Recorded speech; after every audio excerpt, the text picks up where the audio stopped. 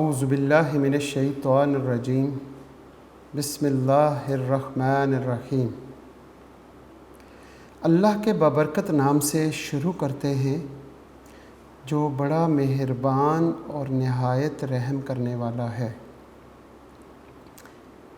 अज़ीज़ तलबा व तालबात, unique group of institution की तरफ से ये ऑनलाइन लेक्चर्स आपकी तालीम और तरबियत के लिए प्रोवाइड किए जा रहे हैं और मैं हूँ प्रोफेसर राजा वाजिद अली, जो आपको स्टैटिस्टिक्स यानी शुमारियात पढ़ाता हूँ। आज हमारा सब्जेक्ट स्टैटिस्टिक्स है और इसमें हमारी क्लास है सेकंड ईयर, और सेकंड ईयर में चैप्टर आज हम 17 करेंगे। चैप्टर 10 जो है वो हमारा तकरीबन लास्ट लेक्चर में कंप्लीट हो गया था और उसमें एक पार्ट आपको मैंने कहा था कि ख़ुद कीजिएगा। उम्मीद करता हूँ कि आप लोगों ने ख़ुद कर लिया होगा। अब हम चैप्टर 17 ओरिएंटेशन ऑफ कंप्यूटर है, उसमें मुकम्मल चैप्टर जो है वो थ्योरी से रिलेटेड है, उसमें कोई न्यूमेरिकल नहीं है। जैसे आप फर्स्ट ईयर में चैप्टर 1 करके आए हैं, इंट्रोडक्शन टू स्टैटिस्टिक्स, उसमें कोई न्यूमेरिकल नहीं था, उसमें सारे के सारे डेफिनेशंस थ्योरी से रिलेटेड था। ये क्वेश्चन, ये जो चैप्टर है ये भी हमारा थ्योरी से रिलेटेड है।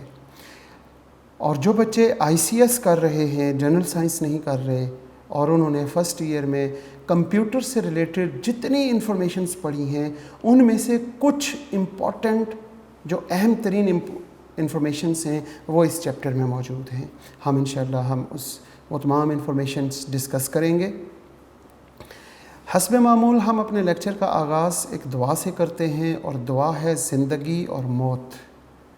हम अपने रब से ज़िंदगी और मौत कुछ इस अंदाज़ में मांगते हैं, अल्लाहुम्मा उर्ज़ुक़नी, ए मेरे रब हमें अता कर। कैसे?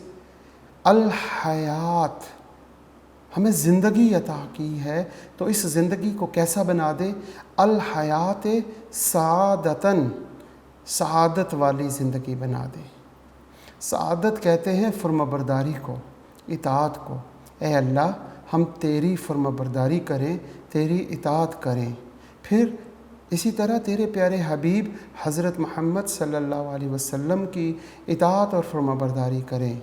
साथ साथ हम अपने वालिदैन और उस्तादज़ा की भी इताअत और फर्माबरदारी अता कर दे। ए अल्लाह, ये चार हस्तियों की अगर हमने इताअत और फर्माबरदारी की तो ए अल्लाह हमारी ज़िंदगी भी कामयाबी ही कामयाबियाँ होंगी और हमारी आखिरत भी कामयाबी ही होगी। तो हमें इन चारों हस्तियों की तौफ़ीक दे कि हम इनकी इताअत और फर्माबरदारी करें। इसके साथ साथ ए अल्लाह, जब मौत अता कर तो मौत कैसी? वल मौत शहादतन, और मौत हमें शहादत वाली अता कर। दोबारा से एक मरतबा रिपीट करता हूँ ताकि बच्चों को समझ आ सके। अल्लाहुम्मा उर्ज़ुक़नी अल हयात सआदतन वल मौत शहादतन, हमें ज़िंदगी अता कर तो वो सआदत वाली हो, वो खुशियों वाली हो, उसमें टेंशन और परेशानी ना हो। ए अल्लाह, आप ख़ुद फ़रिश्तों में बैठ के हमारी मिसाल दे रहे हों, ऐसी ज़िंदगी अता कर। हम बहुत कोशिश करते हैं अल्लाह ऐसी ज़िंदगी अपना लें, लेकिन आज के फितने के दौर में हम मजबूर हैं, हमसे नहीं हो पा रहा। ए अल्लाह, हम तुझसे इल्तिजा कर रहे हैं, हमारी ज़िंदगी को सआदत वाली बना दे ए अल्लाह। और जब आखिरी लम्हा आए, इस दुनिया से हमारा इंतकाल हो रहा हो दूसरे जहां में, तो ए अल्लाह तू हमें वहाँ पे मौत शहादत वाली अता कर दे। ए अल्लाह, मौत के बाद जब हम कब्र में जाएं तो ए अल्लाह आप सल्लल्लाहु अलैहि वसल्लम की पहचान नसीब फरमा दें। आमीन। अब हम लेक्चर स्टार्ट करते हैं। Orientation to computer. बिस्मिल्लाहिर्रहमानिर्रहीम। शुरू अल्लाह के पाक नाम से जो बड़ा मेहरबान और नहायत रहम करने वाला है। आज हमारा लेक्चर है 36, स्टैटिस्टिक्स हमारा सब्जेक्ट है और चैप्टर हम आज स्टार्ट कर रहे हैं 17, जिसका नाम है ओरिएंटेशन ऑफ कंप्यूटर। ये अज़ीज़ तुलबा व तालिबात ICS के बच्चे जिन्होंने स्टैटिस्टिक्स के साथ साथ कंप्यूटर का सब्जेक्ट रखा हुआ है, उन्होंने फ़र्स्ट ईयर में काफ़ी कुछ पढ़ा हुआ है, वही सारा कुछ यहाँ पे दोबारा रिपीट करेंगे इंशाअल्लाह। सबसे पहले कंप्यूटर किसे कहते हैं? अ computer is an electronic device that process data and convert into the information. जो क्या करता है कि हमारी एक इलेक्ट्रॉनिक डिवाइस है जो हमारे डेटा को प्रोसेस करता है और कन्वर्ट करता है इनटू द इंफॉर्मेशन, और वो इंफॉर्मेशन बना देता है। ये आपने डेफिनेशन बहुत ज़्यादा पढ़ी होगी। इसके साथ हम देखते हैं capabilities of modern computer. Modern computer जो है उसकी कैपेबिलिटीज़ क्या हैं? The following are the details of the capability of modern computer. Modern computer जो है उसकी क्या डिटेल के बारे में हम देखते हैं कि क्या है। नंबर 1, जैसे उसकी डिलीजेंसी, एक्यूरेसी, डेटा, उसमें स्पीड, डेटा स्टोरेज, ये सारी बातें उसकी कैपेबिलिटी में आ रही हैं जो आजकल हम कंप्यूटर यूज़ कर रहे हैं। अब इसमें सबसे पहले जिसकी बात करते हैं वो है speed, number 1। Number 2 data storage, data होता क्या है, एक्यूरेसी, और लास्ट में डिलीजेंसी। अब इन तमाम को हम डिटेल से पढ़ते हैं। Number 1 speed. आज क्योंकि मॉडर्न दौर है और स्मार्ट दौर है, यहाँ पे सबसे अहम चीज़ स्पीड है कि सबसे पहले सबसे आगे कैसे। The speed of a computer is define. अगर हम कंप्यूटर की स्पीड को डिफ़ाइन करें तो as the number of instructions produced in 1 second. अगर हम किसी भी कंप्यूटर की स्पीड के बारे में बात करते हैं तो स्पीड उसकी हम ये देखेंगे कि वो 1 सेकेंड में कितने नंबर्स ऑफ इंस्ट्रक्शन को प्रोसीड करता है। It can perform millions of instructions in 1 microsecond। क्योंकि जो आज हम स्मार्ट दौर में रह रहे हैं, आज हम हर चीज़ स्मार्ट करना चाहते हैं, इसलिए कंप्यूटर की परफॉर्मेंस जो है वो भी कैसी होनी चाहिए। हमारी जो इंस्ट्रक्शंस हैं, millions of instructions is a 1 microseconds. वो 1 सेकंड के भी माइक्रो हिस्से में इतनी स्पीड अगर है तो फिर हम कहते हैं कि वेरी स्पीड। डेटा स्टोरेज दूसरे नंबर पे, कि डेटा को स्टोरेज करना है। पहले तो उसकी स्पीड होनी चाहिए कि हम उसमें हम इंफॉर्मेशन बहुत जल्दी से प्रोसेस कर सकें। जब हम इंफॉर्मेशंस प्रोसेस कर रहे हों, साथ साथ हमें ज़रूरत पड़ेगी कि जो हमारा डेटा है उसको स्टोर कहाँ किया जाए। The ability of the computer to store the data to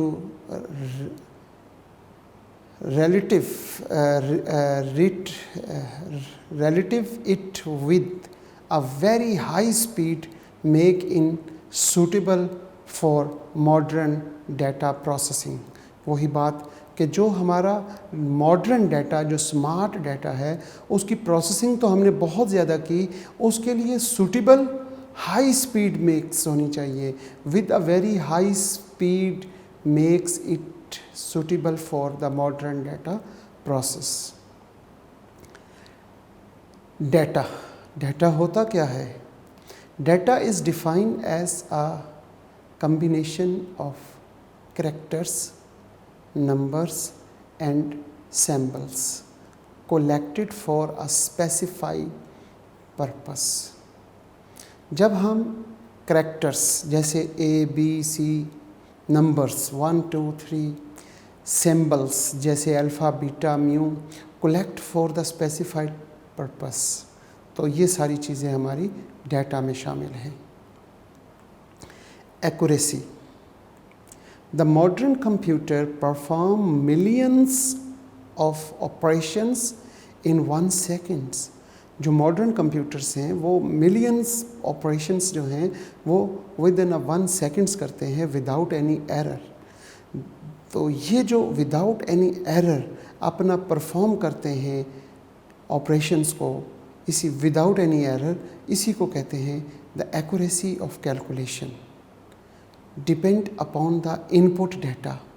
आपने जो डाटा कंप्यूटर में इन किया है वो कितना एक्यूरेट है, वो कैलकुलेशन कितनी एक्यूरेट है, एंड द प्रोग्राम इंस्ट्रक्शंस, जो आपने किसी भी प्रोग्राम के इंस्ट्रक्शन की बैक साइड पे आप बनाते हैं। Diligency, the computer has ability to do work long hours. ऐसे कंप्यूटर जो अपना काम बहुत ज़्यादा देर या 10, 15, 20, 25, 2, 3 दिन लगातार चलते हैं। जैसे हम देख लें आजकल के दौर में हमने कैमरा सिस्टम को लिया हुआ है। तो कैमरा सिस्टम जिस कंप्यूटर में लगाया जाता है तो वो 24 आवर्स एंड 7 डेज़ चलता है।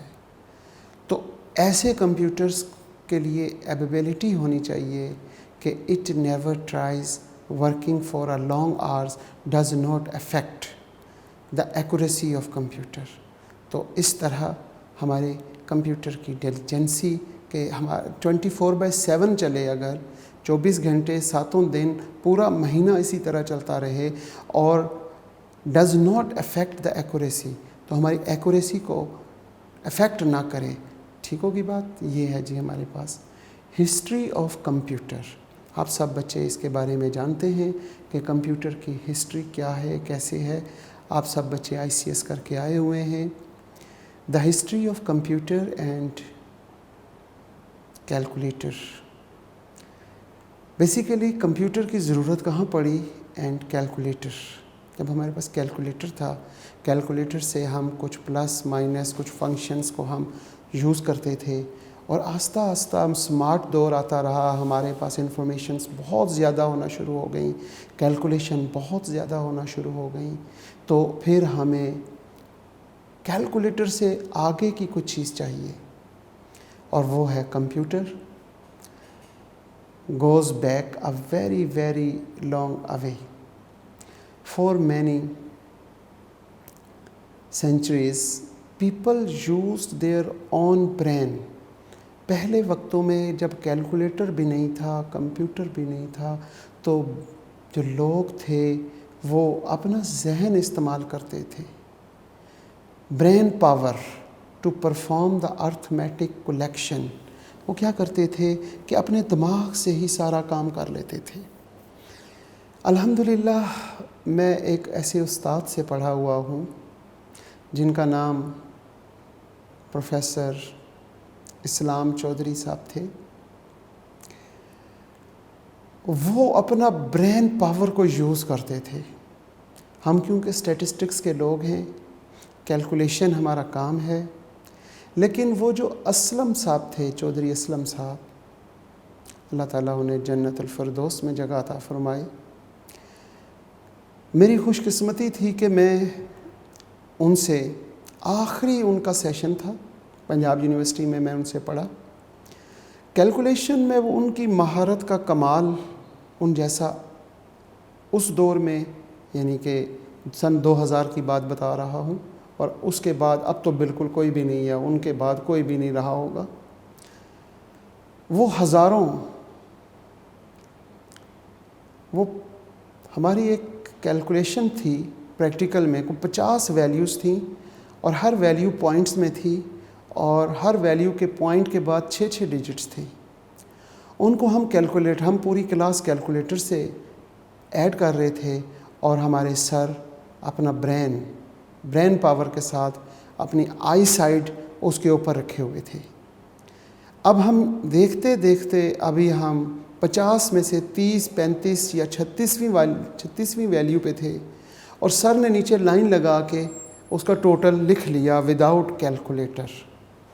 तो ये मुझे लफ्ज़ जब पढ़ा मैंने कि पुराने पिछले सालों में या पिछली सदियों में लोग जो हैं कैलकुलेटर नहीं होता था, कंप्यूटर नहीं होता था, तो उनका अपना जो ब्रेन पावर था उसकी परफॉर्मेंस से वो अर्थमेटिक कलेक्शंस कर लेते थे। और वो हमारे जो उस्ताद थे उन्होंने 50 वैल्यूज़ और हर वैल्यू पॉइंट में थी और पॉइंट के बाद भी 6 डिजिट्स थे और उन्हें हमसे पहले ऐड किया।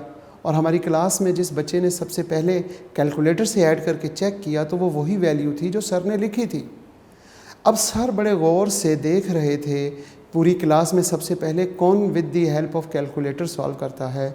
जिस बच्चे ने कैलकुलेटर से सॉल्व किया उसके ऊपर सर की नज़रें थीं। फ़ौरन सर ने जब पूछा कि क्या ये जो मैंने टोटल लिखा है ये सही है, तो बच्चे ने सर हिलाया कि सर नहीं।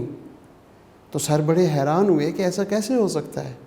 तो बच्चा कहने लगा कि सर कैलकुलेशन का आंसर बिल्कुल ठीक है, लेकिन ये जो तरीका आपने इस्तेमाल किया है ये हमारी समझ से बाहर है। तो उस वक्त ब्रेन पावर यूज़ करते थे। The name of these great scientist are follows. आपने देखा अबू जाफ़र मोहम्मद इब्न मूसा ख्वारिज़मी 780 to 850। इसी तरह ये आपके पास दूसरे साइंटिस्ट हैं, ये तीसरे साइंटिस्ट हैं। इन्होंने कंप्यूटर को डेवलप करने में बहुत ज़्यादा हेल्प आउट किया। Type of computers. The computers are the following types. जैसा कि आप सब बच्चों को मालूम है, एक डिजिटल कंप्यूटर होता है, एक एनालॉग कंप्यूटर होता है और एक हाइब्रिड कंप्यूटर है। ये सारी आपने पहले से पढ़ रखी हैं। डिजिटल कंप्यूटर क्या है? Digital computer, a digital computer work with digits. ऐसा कंप्यूटर जो डिजिट से काम करे उसे डिजिटल कंप्यूटर कहते हैं। It operates by counting numbers और digits are commonly in digital form. It only deal with zeros and ones. ये सिर्फ ज़ीरो और वन को डील करता है। जो भी आपने लफ्ज़ लिखना है WABC, अब कंप्यूटर उसको ट्रांसलेट करेगा, उसको डील करेगा इन 2 डिजिट्स में। लिहाजा वो ऐसे कंप्यूटर को हम डिजिटल कंप्यूटर कहते हैं। Next, analog computer. Analog computer क्या है? Analog computer does not operate digit. वो कंप्यूटर को, ऐसा कंप्यूटर है जो डिजिट को ऑपरेट ना करे। Analog computer does not operate digital. It get input in form of digits and give output in form of analog signal। वो क्या करे कि आपसे इनपुट डिजिट्स में ले और आउटपुट जो है वो एनालॉग सिग्नल में दे। The measure of physical quantity. Next, hybrid computer. Hybrid computer क्या है? A hybrid computer is the combination of analog and digital computer। Analog computer क्या है? ऐसा कंप्यूटर है जिसमें एनालॉग और डिजिटल कंप्यूटर दोनों को कंबाइन किया जाता है। ये थे हमारे पास तीनों, डिजिटल, एनालॉग और hybrid computer. Classification of computer. जब हमने टाइप्स ऑफ कंप्यूटर पढ़े तो उसके साथ ही हमारा नेक्स्ट टॉपिक है classification of computer. Classification of computer में किस चीज़ की ज़रूरत पड़ती है? द साइज़, उसका साइज़ क्या है, स्पीड क्या है, wide validity and capacity of computer are distribution in different computer groups. They are following: number 1 microcomputer, number 2 mini computer, number 3 mini frame computer and number 4 supercomputer. अज़ीज़ तुलबा व तालिबात, ये सारे के सारे जो क्लासिफिकेशन ऑफ कंप्यूटर्स हैं या फर्स्ट ईयर में computer में पढ़ के आए हुए हैं, आपके लिए तो ये बहुत इजी होगा। लेकिन मेरे ऐसे बच्चे जो जनरल साइंस कर रहे हैं, जिन्होंने फर्स्ट ईयर में कंप्यूटर नहीं पढ़ा, जिन्होंने इंटर में या मैट्रिक में भी कंप्यूटर नहीं पढ़ा, उन बच्चों के लिए ये बहुत अहम इंफॉर्मेशंस हैं। यहाँ से आप नोट्स बना लें या फिर इसको अब साथ साथ लिखें ताकि आपके फ़ायदेमंद चीज़ हो जाए। हम सबसे पहले माइक्रो कंप्यूटर्स को देखते हैं। माइक्रो कंप्यूटर क्या है? द माइक्रो कंप्यूटर और professional computer are design for a single user. ये कंप्यूटर ऐसा कंप्यूटर है जिसको हमने डिज़ाइन किया है सिंगल यूज़र के लिए, एट अ टाइम, एक वक्त में बस एक ही बंदा उसे यूज़ करे। These are small in size, इनका साइज़ भी स्मॉल होता है, and they are used in office and homes. इसको हम ऑफिस या घरों में इस्तेमाल करते हैं। इसके बाद हम बात करते हैं मिनी कंप्यूटर की। मिनी कंप्यूटर आर स्मॉल, ये भी स्मॉल कंप्यूटर है and having greater speed than micro computer. इसकी जो स्पीड है वो माइक्रो कंप्यूटर से बहुत ज़्यादा होगी। These are good of businessmen to store their details of business। इस तरह के कंप्यूटर्स को बिजनेसमैन यूज़ करते हैं अपने बिजनेस की डिटेल्स को स्टोर करने के लिए। इसके बाद हम बात करते हैं मिनी फ्रेम कंप्यूटर की। Mini frame computer are very large computer. These are very high speed and small in size. अब इसका साइज़ और स्मॉल हो गया और इसकी जो स्पीड है वो बहुत हाई हो गई। Used by the business organization, ये इस्तेमाल करते हैं business organization like banks, insurance companies, और जैसे आजकल हमारा यूनिक ग्रुप ऑफ इंस्टीट्यूशन है ये कॉलेज। अब ये कॉलेज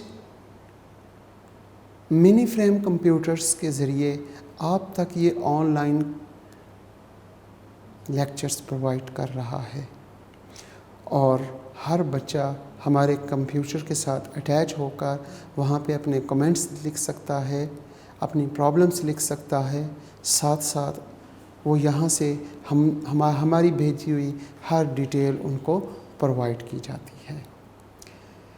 इसके बाद है जी super computer. The supercomputer are the most powerful computers made, and physically they are some of largest. These systems are but to process huge amount of data. It can be performed the trillion of the calculation per seconds. ये इतना super computer है कि पर second ये क्या करता है, ये परफॉर्म करता है ट्रिलियंस ऑफ द कैलकुलेशन। इसको सुपर कंप्यूटर, हमें सिंपल इसकी डेफिनेशंस की ज़रूरत है। इन चीज़ों की पेपर में डेफिनेशंस, 2 डेफिनेशंस या 3 डेफिनेशंस आएंगी और एक MCQs इसमें से आ सकता है। ये बहुत अहम डेफिनेशन है। राइट हार्डवेयर एंड सॉफ्टवेयर, अक्सर ये पेपर में आया करती है। हार्डवेयर क्या है? The physical part of the computer. Computer के वो तमाम physical parts are called hardware, like CPU, keyboard, mouse, monitors. ये सारी चीज़ें हार्डवेयर कहलाती हैं। The set of instruction, software क्या है? The set of instruction given to the computer ऐसी इंस्ट्रक्शन का सेट जो हम कंप्यूटर को देते हैं, प्रोवाइड करते हैं। What to do and how to do is called software. Computer उसके बाद क्या करेगा, उससे देखेगा और उससे जो काम करने वाला होगा वो करेगा, उसको हम सॉफ्टवेयर कहते हैं। लाइक जैसे कि माइक्रोसॉफ्ट वर्ड है, माइक्रोसॉफ्ट एक्सेल है, फ़ोटोशॉप है, ये आप सब जानते हैं कि ये सॉफ्टवेयर की एग्जांपल्स हैं। इसके बाद हम चलते हैं hardware computer and personal computer. Hardware of a personal computer, its components are, इसमें कंपोनेंट्स कौन से यूज़ होते हैं? इसमें यूज़ होते हैं central processing unit, main memory, input and output device और सेकेंडरी स्टोरेज। ये सारे पॉइंट्स हैं 1 2 3 4 hardware computer of a personal computer. अब इसमें हमने ये पढ़ा कि सबसे पहले central processing unit. Central processing unit के बारे में हम डिटेल में पढ़ते हैं। ये एक फिगर बनाई गई है कि सेंट्रल प्रोसेसिंग यूनिट बेसिकली होता क्या है। ये कंट्रोल करता है यूनिट को, किस यूनिट को? अर्थमेटिक लॉजिक यूनिट्स हैं हमारे पास, वो इसको दिए जाते हैं। इनपुट यूनिट, इनपुट डिवाइस जैसे कि माउस, कीबोर्ड है, वो इसको कंट्रोल किया करते हैं। और इसके साथ आउटपुट डिवाइस जैसे मॉनिटर है, प्रिंटर है। अब अर्थमेटिक यूनिट इसको मिलते हैं किसकी मदद से? इनपुट की मदद से और आउटपुट की मदद से। ये दिखाते हैं इस सीपीयू में कंट्रोल यूनिट होता है, मेमोरी यूनिट होता है जिसे रैम कहते हैं। रैम में सेकेंडरी स्टोरेज होता है। सेकेंडरी स्टोरेज में एक तो हार्ड डिस्क है, दूसरी इसकी पहचान फ्लॉपी। ये पहले वक्तों में फ्लॉपी शायद आप बच्चों को ना पता हो, अभी तक आपकी किताब में क्योंकि फ्लॉपी ही लिखा हुआ है तो इसलिए हमने ये फ्लॉपी लिख दिया है। लेकिन ये पहले वक्तों में जैसे हम आजकल यूज़ करते हैं, आजकल हम यूज़ करते हैं कि सेंट्रल प्रोसेसिंग यूनिट में हम पहुँचे थे सेकेंडरी स्टोरेज। सेकेंडरी स्टोरेज में फ्लॉपी को डिस्कस कर रहे थे कि फ्लॉपी क्या होती है। फ्लॉपी बेसिकली डिस्क का नाम है। पहले ये फ्लॉपी एक बिल्कुल बारीक से प्लास्टिक कागज़ में होती थी जिसको पैकिंग की होती थी, उसको फ्लॉपी कहते थे। अब उसमें डिस्क आ गई है और डिस्क से आगे अब हम यूएसबी यूज़ करते हैं। ये हमारी सेकेंडरी स्टोरेज है। और सेकेंडरी स्टोरेज में हम एक हार्ड डिस्क जो हमारे सेंट्रल प्रोसेसिंग यूनिट में लगी होती है, ये भी हमारी सेकेंडरी स्टोरेज है। इसके बाद हम बात करते हैं जी सेंट्रल प्रोसेसिंग यूनिट के। सेंट्रल प्रोसेसिंग यूनिट ये सीपीयू अभी हमने जिसका ये फ्लो चार्ट पढ़ा, इसको हम डिटेल से देखते हैं कि ये क्या है। Central processing unit is the brain of the computer. Without it computer is nothing. Without it, ये बिल्कुल एक ब्रेन जैसे दिमाग होता है, ये कंप्यूटर का दिमाग है। इसके बगैर कंप्यूटर कुछ भी नहीं है। Without it computer is nothing. It has two basic parts which are following. Number 1 central unit and number 2 arithmetic logic unit. अब हम इन दोनों पार्ट्स को डिस्कस करते हैं कि सेंट्रल यूनिट क्या होता है।